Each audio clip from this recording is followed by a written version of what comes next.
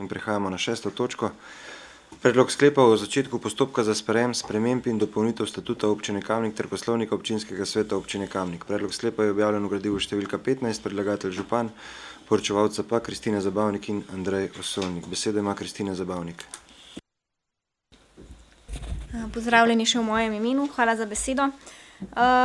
Ta sklep je treba sprejeti, ker tako določa 113. člen statuta in 153. člen poslovnika, vkolikor želimo sploh začeti postopek za spremembo statuta in poslovnika.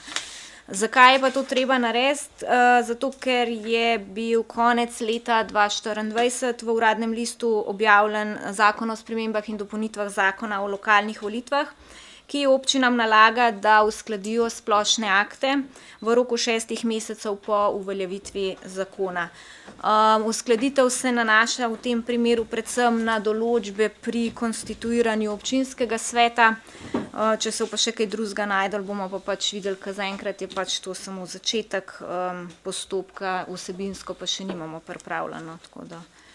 More pa potem uradno statutarna pravna komisija obravnavati predlog, ki ga bo občinska uprava pripravila in tudi predlagati občinskemu svetu v sprejem spremembe in dopolnitve statuta. Hvala.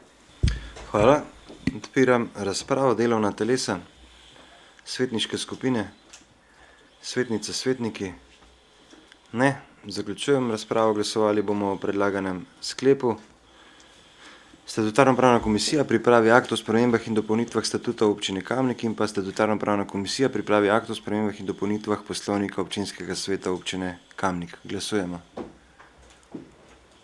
Glasovanje poteka.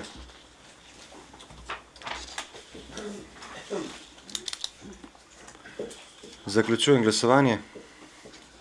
Za je glasovalo 27 svetnic in svetnikov, proti nihče. Ugotavljam, da je sklep sprejet in točka zaključena.